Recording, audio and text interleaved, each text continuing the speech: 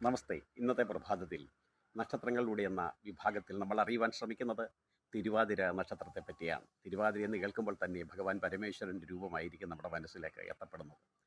ഈ നക്ഷത്ര ജാതരിൽ കാണപ്പെടുന്ന ഒരു പ്രത്യേകത എന്നത് ഇവർ അവരുടെ കാര്യങ്ങളെ മാത്രം ശ്രദ്ധിക്കുന്നതിൽ ഒരല്പം താല്പര്യം കൂടുതലായി കാട്ടപ്പെടുന്നതായി കാണപ്പെടുന്നുണ്ട്. മറ്റുള്ളവർ കാര്യങ്ങളെപ്പറ്റി അവർ ശ്രദ്ധിക്കാറേ ഇല്ല. പൊതുപ്രവർത്തനങ്ങളിൽ ഇടപെടുന്നതിൽ അധികം താല്പര്യം കാട്ടാറില്ല. അഥവാ ഇടപെടുന്നു എങ്കിൽ തങ്ങൾക്ക് എന്തെങ്കിലും പ്രയോജനം ലഭിക്കും എന്ന കൃത്യമായ ബോധ്യമുണ്ടെങ്കിൽ മാത്രമേ അവർ ഇടപെടാറുള്ളൂ. അതുപോലെ തന്നെ കായിക സാംസ്കാരിക മേഖലകളിൽ ഇവർക്ക് കൃത്യമായ സാന്നിധ്യം പ്രകടിപ്പിക്കുവാൻ കഴിയും. അല്പമൊന്ന് പരിശ്രമിച്ചാൽ തങ്ങളുടേതായ ഇടം കണ്ടെത്താനും കഴിയുകയും ചെയ്യും. ഈ നക്ഷത്രത്തിൻ്റെ ദേവത എന്നത് രുദ്രനാണ്. ഈ നക്ഷത്രം മനുഷ്യഗണത്തിൽപ്പെട്ടതാണ്. ഈ നക്ഷത്രത്തിൻ്റെ യോനി എന്നത് സ്ത്രീ യോനിയാണ്. ഈ നക്ഷത്രത്തിൻ്റെ മൃഗം എന്നത് ആൺ ശ്വാവാണ്. ഈ നക്ഷത്രത്തിൻ്റെ ഭൂതം എന്നത് ജലമാണ്. ഈ നക്ഷത്രത്തിൻ്റെ പക്ഷി ചകോരമാണ്. ഈ നക്ഷത്രത്തിൻ്റെ വൃക്ഷം കരിമരമാണ്. ഈ നക്ഷത്രജാതർ തീർച്ചയായും നേടേണ്ടതായിട്ടുള്ള ഏറ്റവും പ്രധാനപ്പെട്ട ഒരു വസ്തുത നാഗപ്രീതിയും രാഹുവിൻ്റെ പ്രീതിയുമാണ്.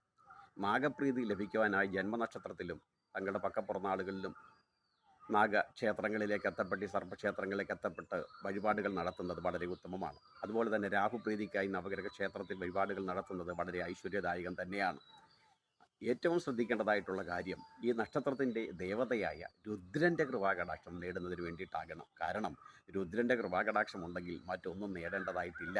അതുകൊണ്ട് തന്നെ ആ രുദ്രരൂപിയുടെ അല്ലെങ്കിൽ ഭഗവാൻ പരമേശ്വരൻ്റെ കൃപാകടാക്ഷം നേടുവാനായിരിക്കണം പരിശ്രമിക്കേണ്ടത്. അത് നേടുവാൻ ഒരു ബുദ്ധിമുട്ടുമില്ല. ഭഗവാന്റെ ഏറ്റവും ദിവ്യമായ ഓം രുദ്രായ നമ, ഓം രുദ്രായ നമ എന്ന പരമപവിത്രമായ മന്ത്രം പ്രഭാതത്തിലോ സായം സന്ധ്യയിലോ ഒരല്പസമയം അതിനായി ചിലവഴിച്ചാൽ തീർച്ചയായും നിങ്ങൾക്ക് ഐശ്വര്യത്തെ കരഗതമാക്കുവാൻ കഴിയും. 108 പ്രാവശ്യം നിർബന്ധമായും ജപിക്കണം. കാരണം എനിക്ക് നേടാൻ കഴിയാത്തതായി ഒന്നുമില്ല.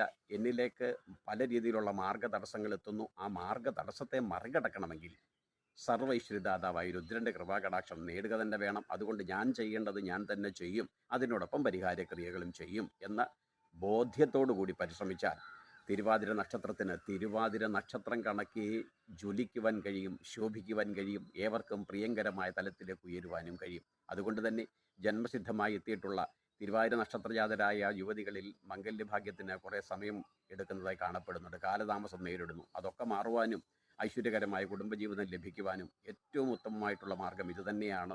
തീർച്ചയായും ഇതിനു തുല്യം മറ്റൊരു മാർഗമില്ല എന്ന് തന്നെ പറയാം. ദിനംതോറും ജപിക്കൂ.